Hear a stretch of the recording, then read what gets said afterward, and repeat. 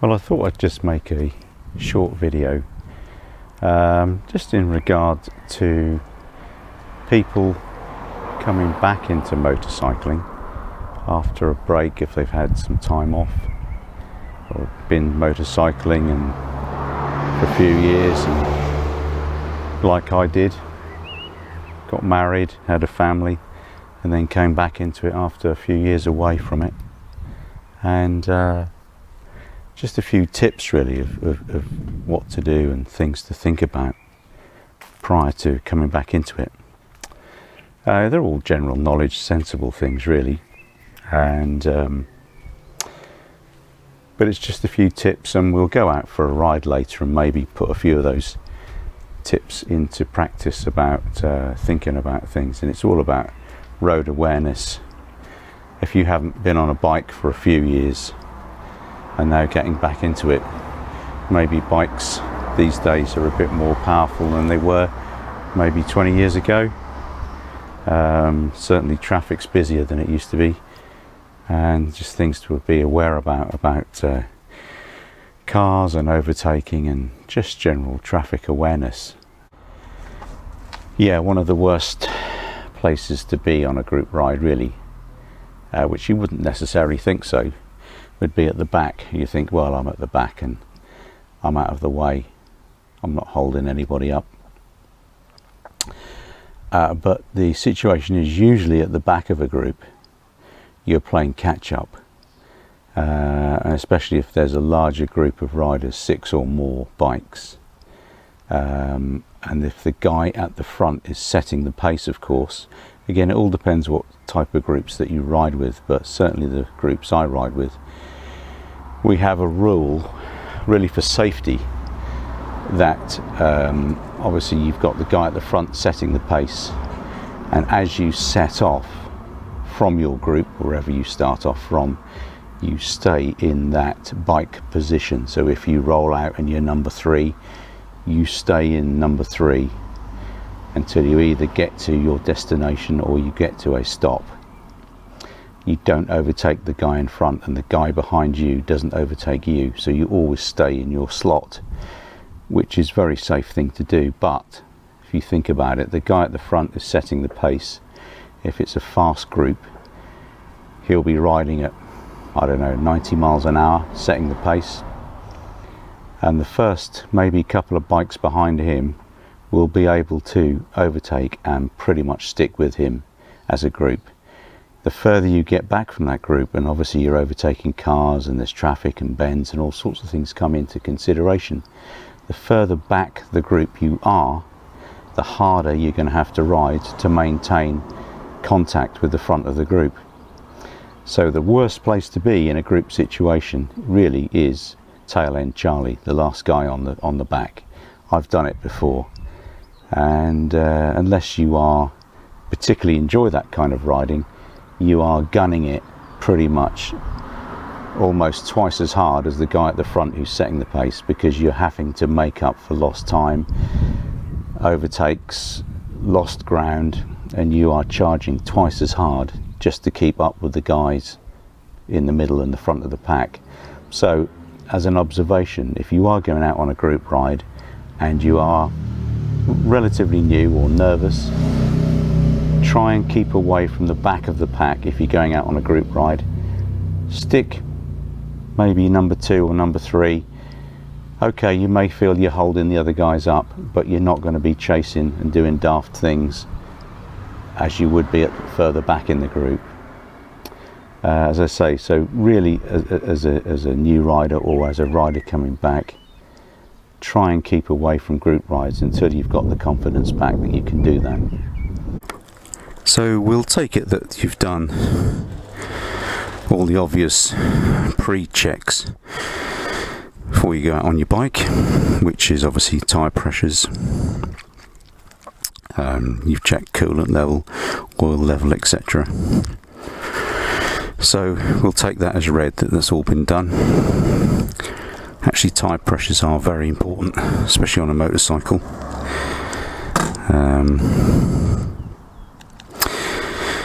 As I say, we'll just go out for a run and we will hopefully with the noise of this you can still hear me talk over the top.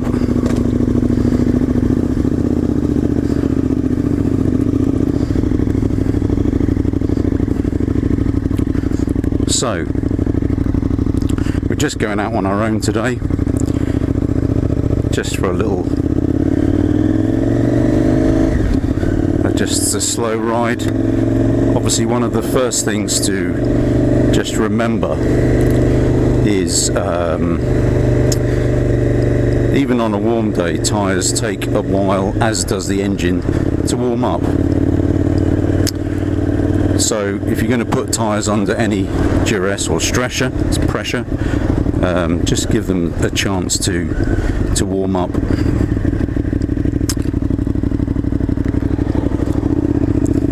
So we're just going to take a very easy ride. Quite lucky on this bike, I have a tyre pressure indicator on my bike, so I'll just shut this down and probably hear me better, which actually tells me my tyre pressures as I go along. So we're just coming up to a roundabout. Obviously the lane you want to be in, we're going to go left, so we're indicating left, slowing down, dropping a gear, watching for traffic, and time is what we're looking for here.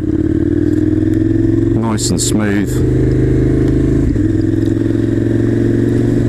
Actually today I thought there was going to be a lot more traffic out on the road than there actually is, so it's quite good. We're just going to do some driving, just maybe look for some bends, and I'll try and explain what I was on about seeing round the bend and giving yourself a bit more time to look round into a bend, open a bend up, make it bigger, make it wider.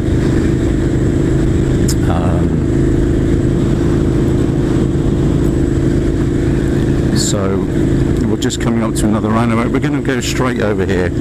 So I've got a choice of either being in the left-hand lane or the right-hand lane. I'm going to stay on the left. It's going to be the long way round this roundabout. This is the new NDR. It goes around Norwich, which has caused a lot of accidents around here. I'm staying in the lane, looking out. There we go, indicating now. Shoulder check, round we go. Indicator off. That's what I mean, going round on that outside lane to go straight. The vehicles and cars coming up to approaching the roundabout think you are going to turn off left and pull out on you, which is how accidents happen. So we're going to try and just find some bends here, so just so I can explain about road positioning. So always checking the mirrors, as you can probably see from the camera. Checking the mirrors.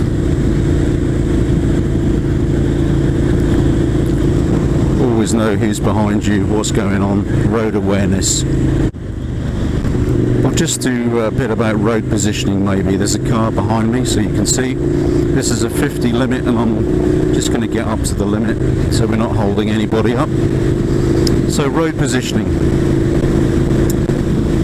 Generally, when you're riding, you're just off centre. So here we are, we've got a slight bend round to the left. So my perfect road position here would be to see further around the bend. I'm going to enter towards the centre line to open the bend up that goes round to the left. Gives me more visual position as I'm on this side of the road. I can see there's still a car behind me. The car's entered the carriageway in front of me. So I'm staying just right of the centre line, seeing a bit further around the bend. If I wanted to overtake, it opens the bend up a bit forward. I can just pull back now into the middle of the road. Still that car behind me.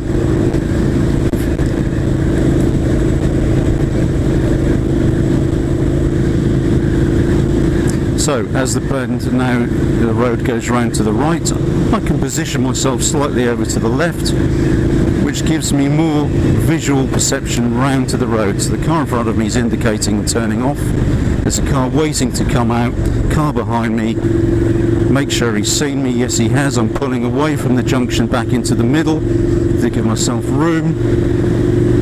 Car's still behind me. The bend now goes round to the left. I'm staying into the right hand side of the centre line, opening up the bend as we come round, checking in the mirrors. There it goes, centre line again,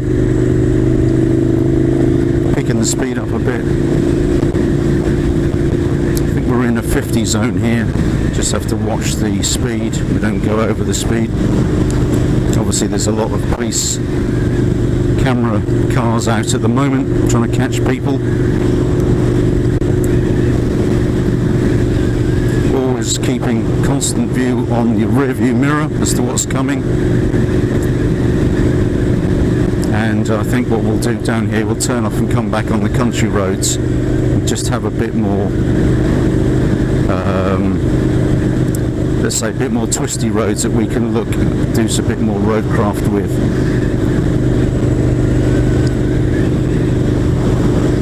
So cars behind me, well back. I'm staying in the centre of the road. And slightly drift over now to the right hand side of my carriageway to open up the bend that goes to the left. There it is, and just pull it back again. We're going to be turning off right in a moment, so mirror check, down a gear, we're into a 40 now, there we're doing 40, mirror check, cars coming,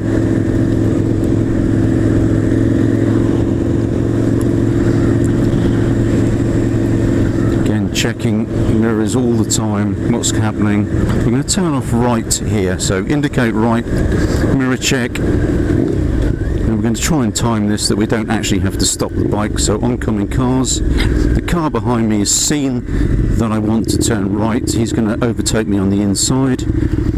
I'm slowing down, changing gears. I'm going to actually use this situation to move round, and off we go. Now we've got a few bends here, so I'm keeping over to the left as the road turns around to the right. I'm opening up that corner. Cyclist, there's a carriageway up here which I actually know because I ride on it myself, so I'm taking care of children coming out of here. There we go, it's all clear, off we go. The road bends round to the right, so I'm staying on the left hand side of the carriageway, hard over here. It's quite a tight bend. You can see as the vanishing point there is quite close to me. There it opens up and then goes round to the left. So I'm going to slightly pull out here, just into the centre of the road, checking round the corner. The other carriageway has priority over me, but there's nothing coming, so I'm going to pull through. The other carriageway has priority over the bridge here, and back we're into dual running. Tight right-hander here, so keep well over to the left. The big truck's coming round here, usually. There we are, look round the corner, nothing coming, off we go. Accelerate up through the gears. Bit of a summit here, blind corner. This is a lot of lorries coming from Bernard Matthews around here. So again, always be prepared for things coming around, tractors especially around on this road. And as you will see as we go past, it's Great Witching Hall on my right hand side, which is Bernard Matthews building. I'll just show you that so you can see it. Very beautiful, look at that, very lovely. Right,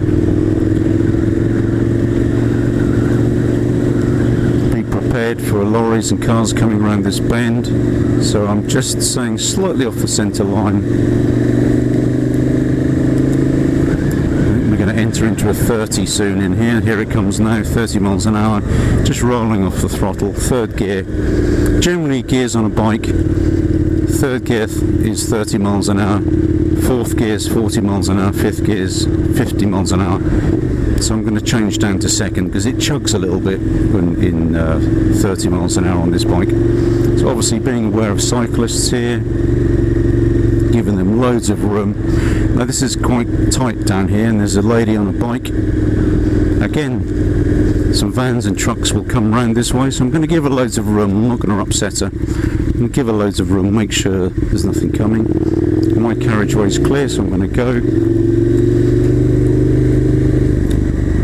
And I'm going to stay just slightly away from the curb here, but I want to keep out to the right just to see round the bend. There we go. And then I'm going to pull back in again because it goes round to the left, round to the right, sorry, so I'm staying to the left, which opens up the corner. If you can see that, I'm staying to the left, which opens up the vanishing point round to the right.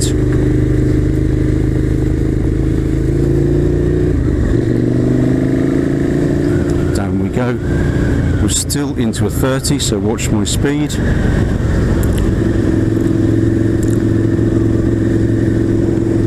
And coming up is a very tricky junction here, so I'm going to drop down a gear, let the engine brake in slow me down,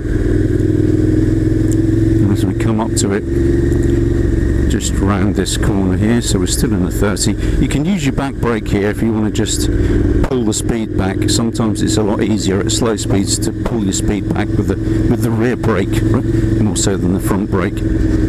Especially if you're trying to hold or pull off, do a hill start, it's the back brake that we need. So I'm going to select first gear, I'm going to slow right down, I'm going to indicate to the right hand side because we're going straight effectively, but we are actually at this junction going right. Nothing coming, so off we go. Indicator off. Very narrow bridge here, I tend to give way to cars if they're coming. And I think we're okay, so I'm going to just power through that. Some nice twisty bends coming up here. Obviously on a lovely day, it's nice to go through them quite fast. We're in a 40 restricted here, so obviously keeping under the speed limit. Keeping over to the left to see round the right hand bend. Checking mirrors again. And now we come to unrestricted area, so we can open it up, but there's a very tight bend coming up. Road on the left, so just keeping out of the way of that junction just in case anything pulls out on me. Always make sure that you leave yourself and you're aware of junctions and know what's going to happen. So over to the left for right hand bend, there's a car turning in front of me. He's seen me obviously, so he knows I'm there. Staying out this way for the left hand bend, accelerating through. Staying out towards the middle line. For the left hand bend, there's a car, so pull just in slightly and then drift back out again. See opening up the bend, there we are, clear, up through the gears into fifth. Over to the left for right hand bend, again opens the road up as you can see, gives you more visual appearance of what's coming. Back to the centre line. Mirrors again, nothing behind us.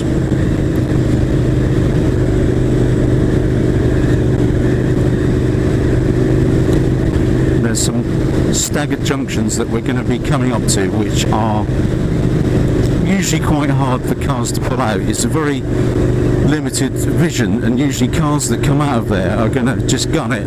If they see a space, they're just going to pull out. So always be aware of that, especially we're under trees. I have got my headlight on, but it's always difficult when you're under trees of actually seeing what's coming the other way. Traffic does tend to disappear, so I'm going to stay just towards the middle centre line. There's a junction on the right around the corner, there's a junction on the left, a bit of a staggered T. Here we are. So again, making sure that there's nothing at the junctions. Keep away from the junction if you can. And as you can see down here, if you're a cyclist, it's very difficult to be missed or seen. So anything with trees and shadows makes it always much harder to see. Mirror check, nothing behind us.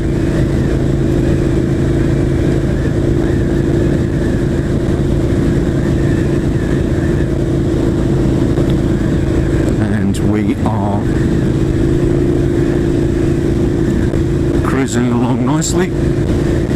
check of the controls, have a look at the speedo every now and then, mirror check. It's a good habit always to check the mirrors, not just at junctions but periodically every few seconds, just to glance into the mirrors, just to know exactly what's going on. So T-junction, or staggered junction I mean, come up here, cyclist in the middle of the road, love them, car waiting at a junction, he's seen me, keeping away from the left-hand junction there, staying in the middle of the road, just in case anything was going to pull out on me. The car behind me is now pulled out and is coming behind me.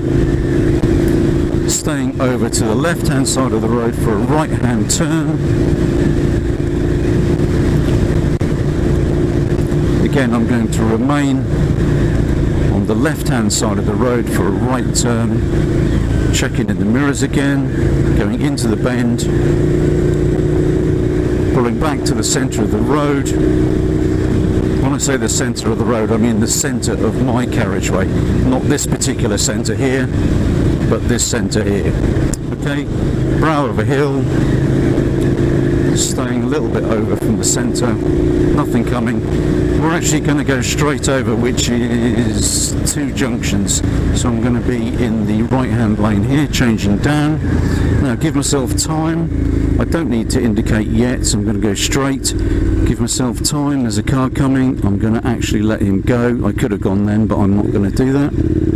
Off we go to this lane, change up gear, check my blind spot, indicate now, looking over my shoulder, check, left hand indicator on, another shoulder check, off we go, round we go. Turn the indicators off, another mirror check, nothing behind me.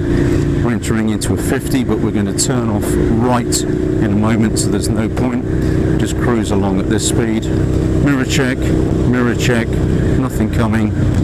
Indication on, turn right, down a gear, stay into the centre of the road, down a gear. Now again, see if we can do our timing right, we don't have to put our foot down here. I'm holding it on the back brake and round we go. Didn't put our foot down, cancel the indicators, and we are back safe and sound in exactly the same condition as when we left, which is always good. So here we are, mirror check, going in on the double white garages, indication, mirror check, shoulder check, changing down, nothing coming, nothing on our inside, round we go, holding it on the back brake, and we have made it back in one piece. There we go. And find neutral, indicators off, bike off. There we go.